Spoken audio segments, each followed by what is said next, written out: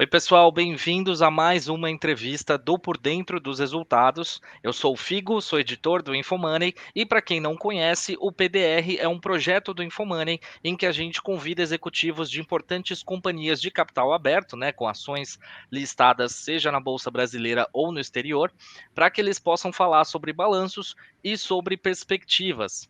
Nessa temporada do PDR, a gente está falando do terceiro trimestre de 2022.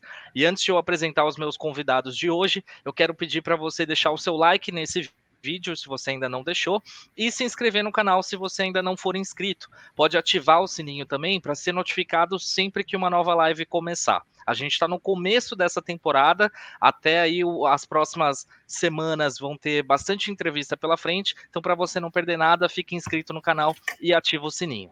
Agora sim, bora lá.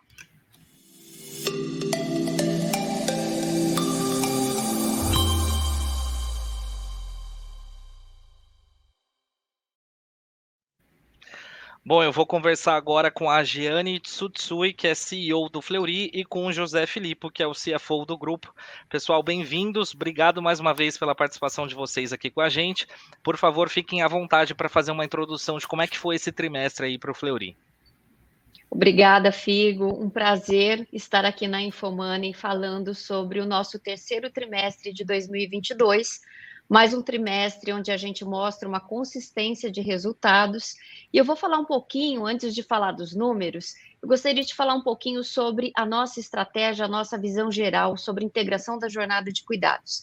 Lembrando que o Fleury é uma empresa de medicina diagnóstica de 96 anos, tem diferentes marcas e oferece medicina diagnóstica de qualidade em 11 estados do país, reforçando esse aspecto muito importante da medicina diagnóstica que dá suporte desde a fase de prevenção até o tratamento no cuidado à saúde. Então, com as nossas diferentes marcas, atuamos em todo o país, mas além da medicina diagnóstica, ao longo do tempo a gente também tem oferecido serviços que vão desde a prevenção, como vacinas, check-ups, a parte de genômica, atenção primária com consulta, seja em unidades físicas, como telemedicina, atenção secundária, entrando em áreas como ortopedia, oftalmologia, oncologia, infusões de medicamentos imunobiológicos e, finalmente, atenção terciária, com a parte de procedimentos e cirurgias de menor complexidade em ambiente de hospital-dia.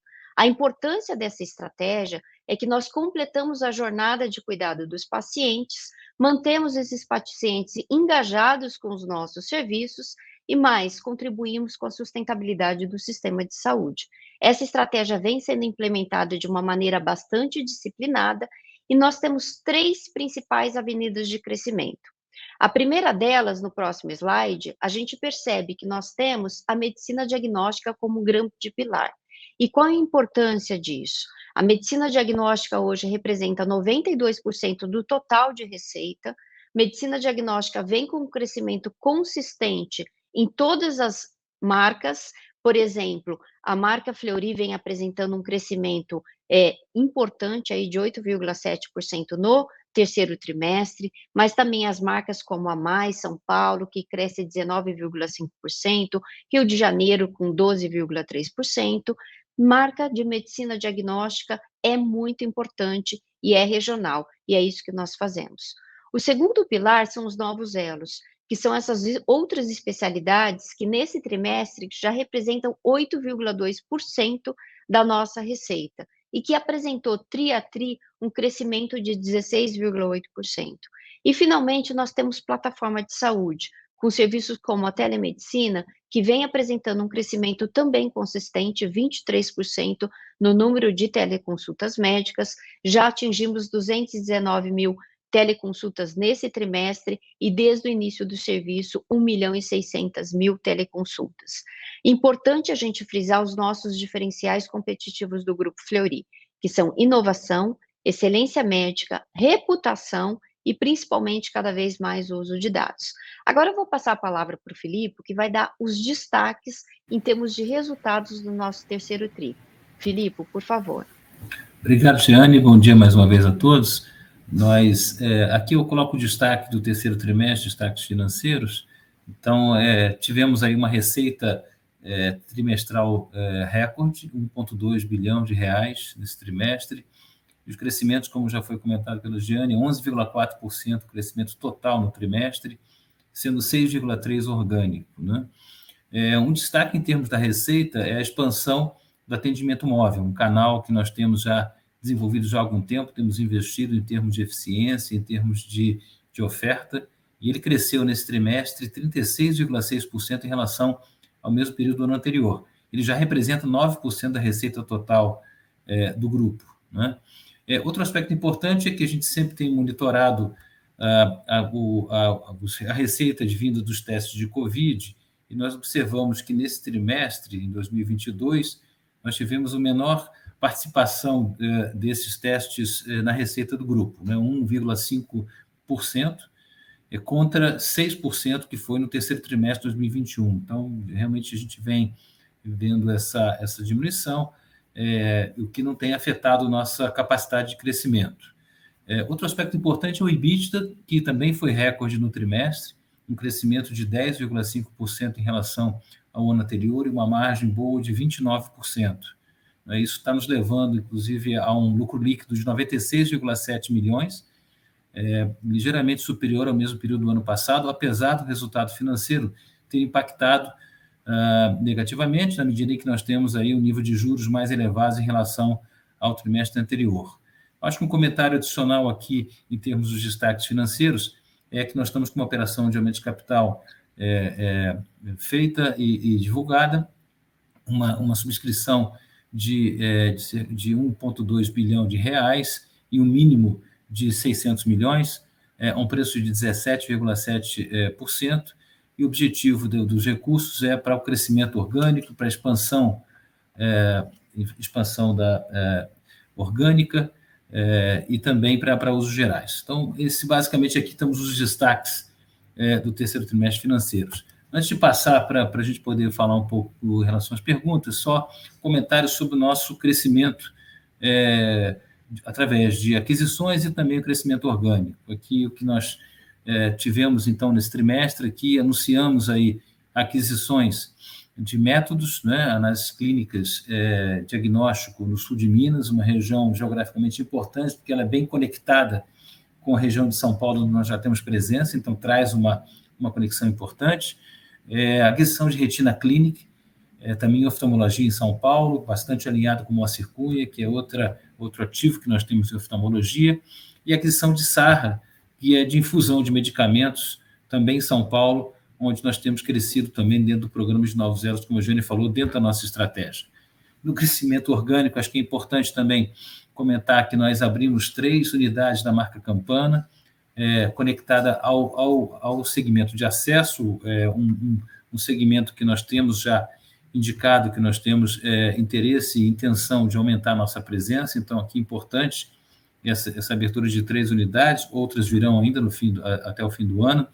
E em Novos Elos, 3 unidades da marca Vita, de ortopedia, e 3 unidades de Moacir Cunha, que são consultórios de oftalmologia dentro das unidades Fleury, que tem sido também alvo de expansão em metragem quadrada, em investimentos que nós temos feito dessa expansão. E, por último, em termos do orgânico, também tivemos uma unidade adicional de CIP, de infusões, que fizemos em Guarulhos.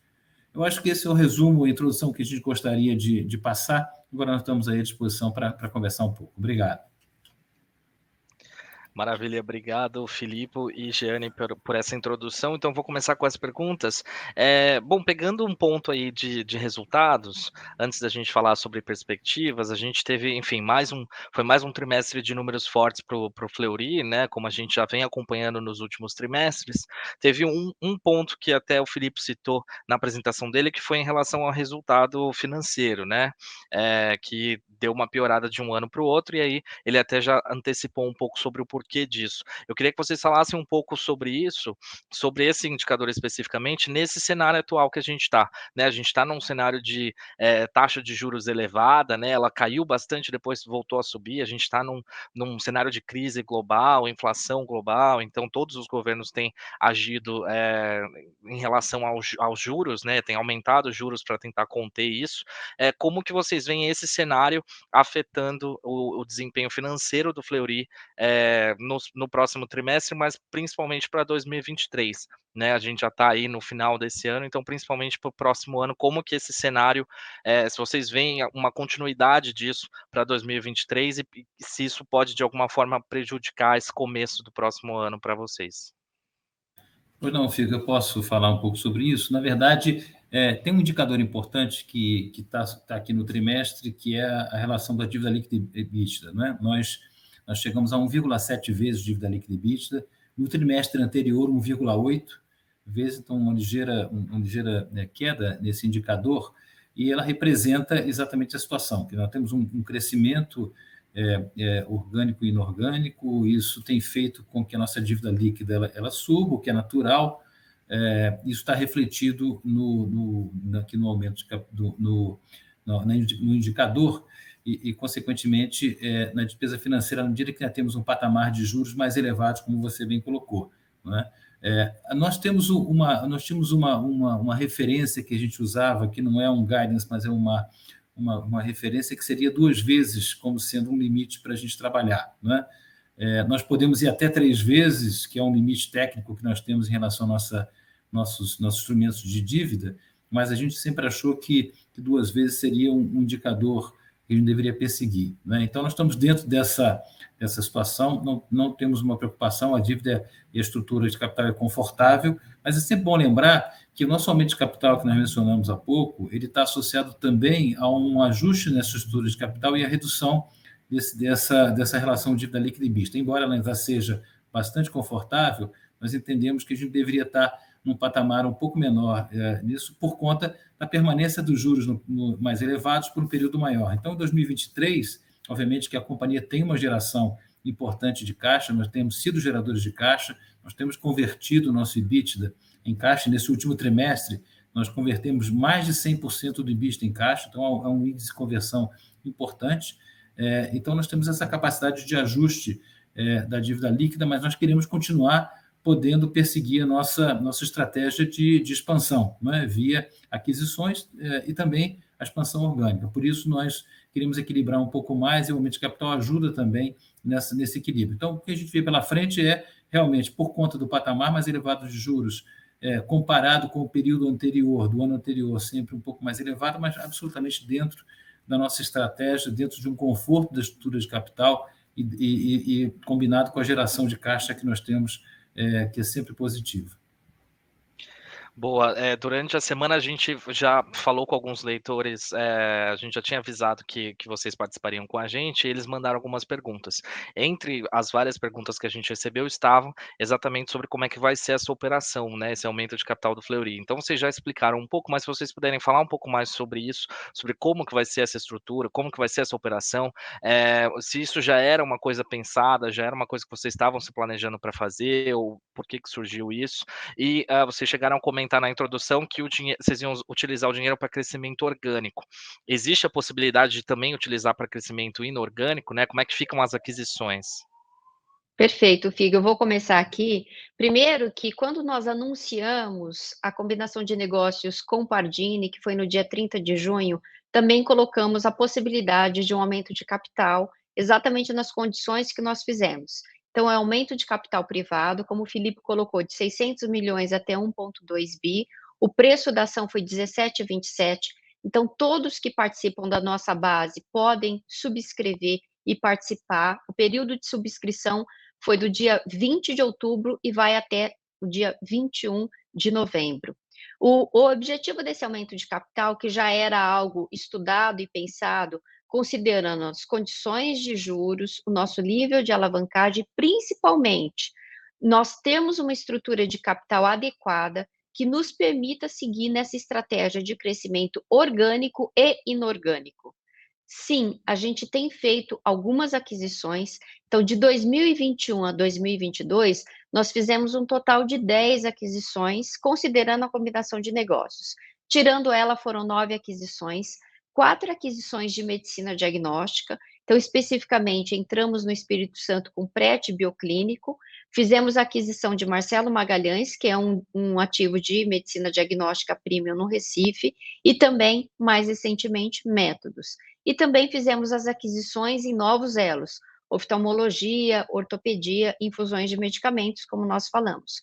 O nosso objetivo é seguirmos com aquisições que façam sentido na nossa estratégia, no preço adequado, então estamos bastante disciplinados em relação à alocação de capital, considerando este cenário de um custo de capital mais alto. Então, estamos bastante rigorosos na avaliação dos ativos, mas aí nós vemos oportunidade de fazermos aquisições e integrarmos essas aquisições de uma maneira adequada. O exemplo que nós trouxemos de expansão orgânica mostra muito isso. Nós fazemos a aquisição e, a partir desses ativos, continuamos a expansão orgânica. Então, essa combinação de crescimento orgânico e inorgânico que nós queremos seguir para a construção desse ecossistema. Então, está no nosso radar também outras aquisições, desde que no preço adequado. Pô, essas aquisições, essas novas aquisições seriam mais voltadas para diagnósticos ou mais para novos elos? Ou seriam dos 2 lados? Dos dois lados, Figo. Como nós mostramos, nós temos a avenida de continuar crescendo em medicina diagnóstica, ainda é um mercado fragmentado no Brasil, estamos em 11 estados e olhamos oportunidades que sejam adequadas para essa estratégia e a vantagem de aquisição em medicina diagnóstica é que rapidamente a gente consegue fazer integração e capturar sinergias, por exemplo, sinergias de uso das mesmas plataformas de processamento de exames. Agora, além da medicina diagnóstica, a gente tem olhado para ativos em novos elos nas especialidades onde nós já nos posicionamos e vemos oportunidade de continuar crescendo. Legal. Chegou uma outra pergunta para a gente também de leitor, que é sobre custos de serviços prestados, né? Houve um aumento nessa linha do balanço de um trimestre em relação ao mesmo do ano anterior. Se vocês puderem falar um pouco sobre por que desse aumento e o que vocês preveem especificamente para isso, para os próximos trimestres, se foi uma coisa pontual ou se é algo que deve continuar por conta do cenário. Eu posso falar sobre isso. Basicamente, nós estamos principalmente associados à maior atividade, não é? E pelas aquisições. Na medida que a gente tem esse trimestre, a participação na receita das aquisições feitas no ano anterior, em períodos anteriores, esse valor acaba refletindo essa maior atividade. Nós temos sido muito disciplinados em relação a custo, né? E em especial o foco na margem. Você viu que nós tivemos aí uma margem de 29% no trimestre, estamos satisfeitos de ter podido conseguir alcançar esse nível. Isso reflete exatamente a disciplina de custos. Então, alguns custos aumentam em relação ao aumento da receita, por conta da atividade, e tem a ver com o mix também, né? Dependendo da atividade, se você tem mais novos elos, ou mesmo imagem em relação ao diagnóstico, enfim, é uma combinação de fatores que isso leva. Ele demonstra e continua entendendo que está dentro do que a gente planeja e dentro da gestão satisfatória de disciplina dos custos, né? Então, basicamente, associado a esses fatores. Legal. Eu queria que vocês falassem um pouco também. A gente tem falado nas últimas participações do Fleury aqui no PDR sobre a diminuição ali do peso em relação ao Covid para a receita de vocês. Eu queria que vocês falassem um pouco se esse movimento continua, como é que está isso agora e como é que vocês esperam que isso possa ser de alguma forma compensado, ou se isso naturalmente tem sido compensado por aumento em outras áreas. E também de telemedicina. Vocês citaram aí na introdução de vocês que houve esse crescimento. A gente viu esse movimento, né? Quando começou a pandemia, teve um boom de telemedicina, depois estabilizou um pouco, e aí, se vocês puderem falar o que vocês estão vendo a partir de agora, será que as pessoas estão voltando a usar mais telemedicina? Como que vocês têm observado isso? Figo, excelente ponto. Primeiro que sim, A participação de receita de testes de Covid no nosso resultado vem caindo gradualmente, trimestre a trimestre. Este terceiro TRI de 22, nós tivemos 1,5%. Se comparado ao terceiro TRI de 21, foi 6%. O que significa que, excluindo o Covid das duas bases, nós crescemos 16,7%, que é um bom crescimento. Esse crescimento vem pela força da medicina diagnóstica, tanto em exames de análises clínicas como exames de imagem. E nós temos feito um trabalho muito grande dentro da empresa, por exemplo, para lançar novos testes, ou seja, inovação é muito importante dentro da nossa estratégia. Também nós temos um relacionamento médico, nós sabemos que as pessoas estão mais preocupadas com saúde, cuidando mais da sua saúde, e muitas delas tiveram situações de doenças crônicas que elas não cuidaram adequadamente durante o período de pandemia, e agora elas estão fazendo o acompanhamento adequado. Então, existe, ao longo do tempo, uma tendência de uma demanda maior por serviços de saúde, ao mesmo tempo que nós, no Grupo Fleury, nós temos aumentado o nosso share, porque nós crescemos mais do que o crescimento do número de vidas de saúde suplementar. Nós vimos ontem os novos dados da ANS. Agora, esse ponto importante do nosso crescimento, olhando daqui para frente, apesar da gente ver mais recentemente também uma positividade maior de exames de Covid, talvez relacionadas a subvariantes da Ômicron, que nós sabemos que circulam, a participação de receita de Covid, nós temos a previsão de que vai se manter estável e baixa. Ou seja, nós crescemos nos exames de rotina, tanto de imagem como de análises clínicas, e o destaque também é para o crescimento do móvel, que cresceu 36,6% e já representa 9% da nossa receita total. Com relação a outros serviços como telemedicina, nós acreditamos que este também é um serviço que tem picos quando você tem um aumento de casos de Covid, por exemplo, mas no platô ele se mantém mais alto do que anteriormente, porque as pessoas estão utilizando mais uma ferramenta de acesso que é a telemedicina, tanto para atendimentos daquilo que a gente chama de pronto atendimento digital, para resolver um caso simples, um sintoma gripal, uma dor de cabeça, como também para acompanhamento de doenças crônicas. Então, o nosso serviço de telemedicina, como eu falei, já fez 1.600.000 consultas médicas desde o início da pandemia até agora. No trimestre, nós tivemos um total de 219.000 teleconsultas médicas, que representa 23% de aumento em relação ao terceiro TRI de 21, e mostra que é um serviço que as pessoas experimentaram e vão continuar usando de uma maneira geral. Legal. Aproveitando o gancho já dos serviços, né, do que o Fleury oferece, vocês chegaram a citar também na introdução a questão das plataformas, né? Se você puder falar um pouco sobre isso, sobre o potencial disso, principalmente porque a gente está num país em que uma parcela muito pequena da população tem acesso a planos de saúde, né? Então, diversas plataformas surgiram, principalmente na pandemia, focadas nesse público, focadas em oferecer serviços para pessoas que até não tinham plano de saúde. Como que vocês veem o potencial desse tipo de produto e como que vocês pretendem desenvolver a parte de plataformas de vocês?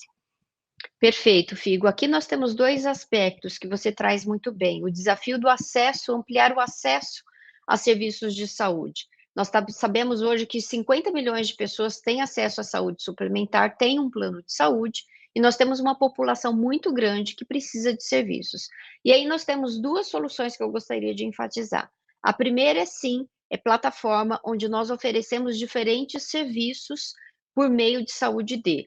Por exemplo, serviços de teleconsulta, como a gente mencionou anteriormente, mas também exames a preços mais acessíveis, ou mesmo cirurgias para quem precisa de um procedimento e não tem acesso a plano de saúde.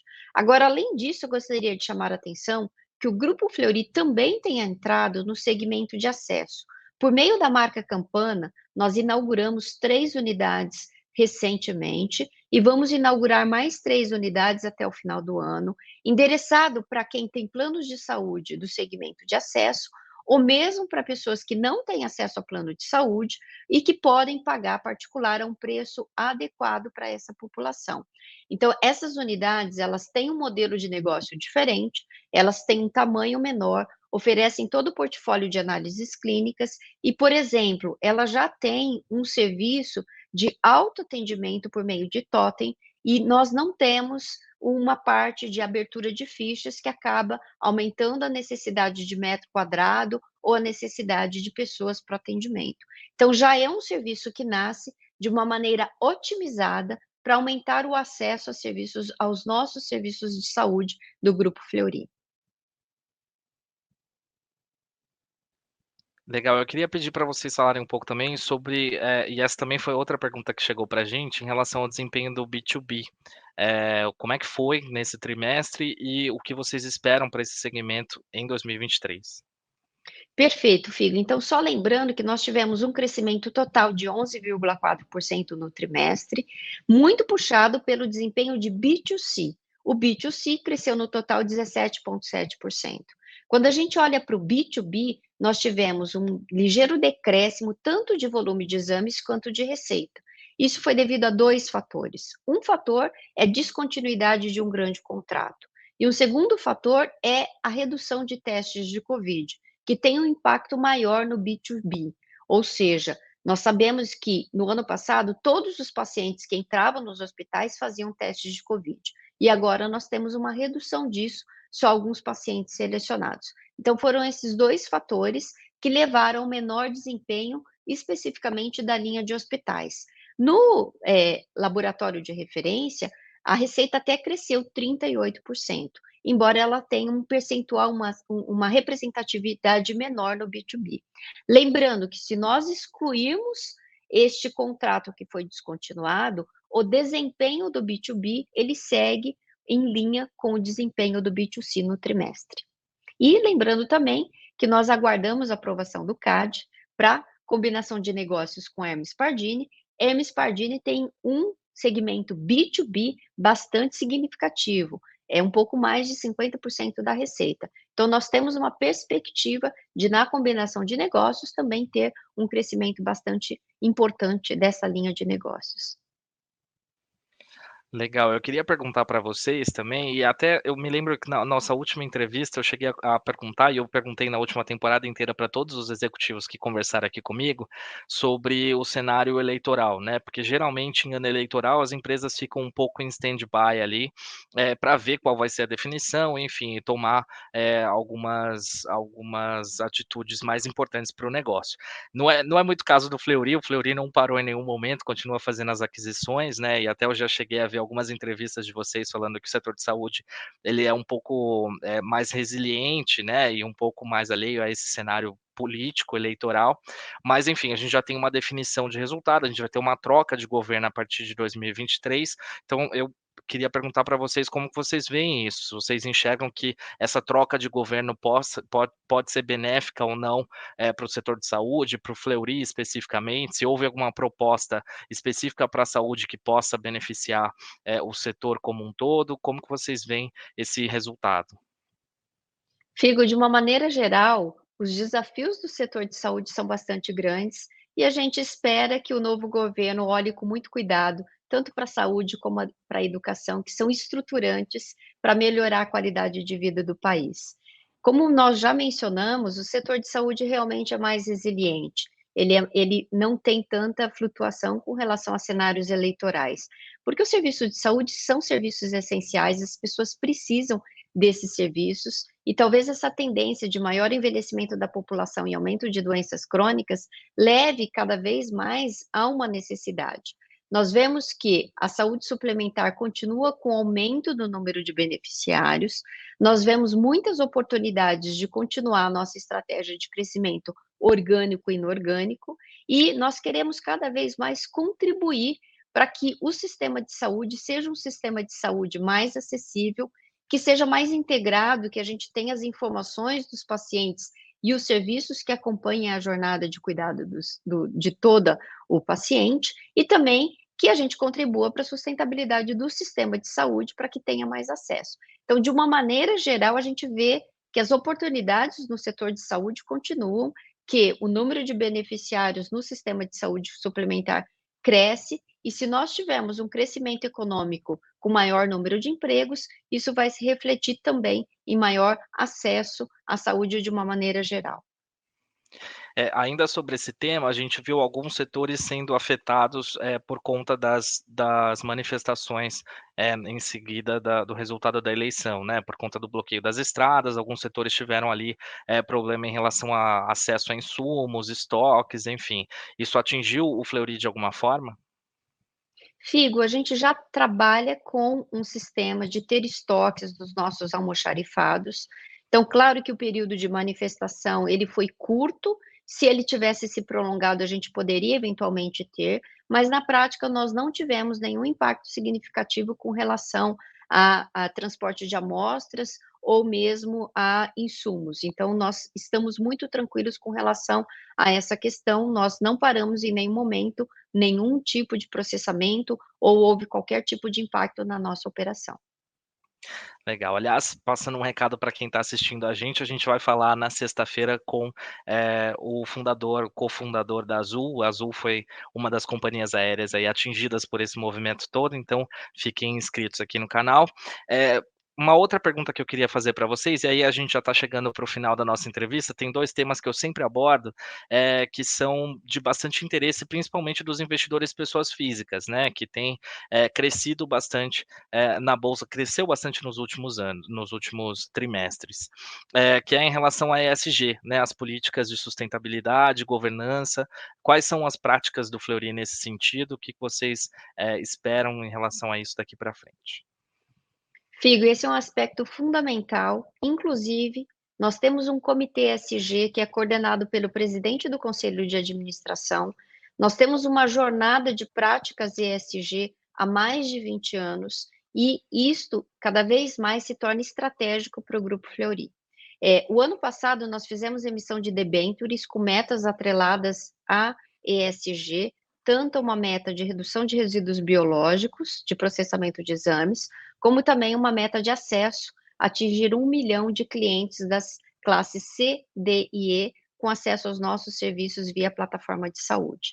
Cada vez mais, nós valorizamos internamente diversidade e inclusão, seja com grupos de afinidade, como liderança feminina, a questão étnico-racial, a questão de deficiência ou geracional, seja diversidade geográfica. O fato de estarmos em franca expansão, entrando em novas geografias, agora mais recentemente no sul de Minas, mas nós temos atividades desde São Luís do Maranhão até Porto Alegre, nos dá essa diversidade geográfica e que nos promove cada vez mais como uma empresa que valoriza a inclusão. Como eu falei, inclusão e diversidade são fundamentais também para a gente promover inovação. Então, temos uma série de ações, principalmente de impacto social. Então, dentro do nosso modelo de negócio, nós valorizamos o acesso à saúde como um pilar importante da nossa estratégia. E é interessante a gente lembrar que o Fleury vem sendo reconhecido por essas práticas ESG. Nós somos aí reconhecidos pelo Dow Jones Sustainability Index e mais recentemente nesse trimestre nós também tivemos a premiação como empresa do ano do Valor 1000, que não só avaliou índices de performance financeira, mas também critérios ESG, dando para a gente esse reconhecimento pelas práticas ESG que percorrem toda a organização.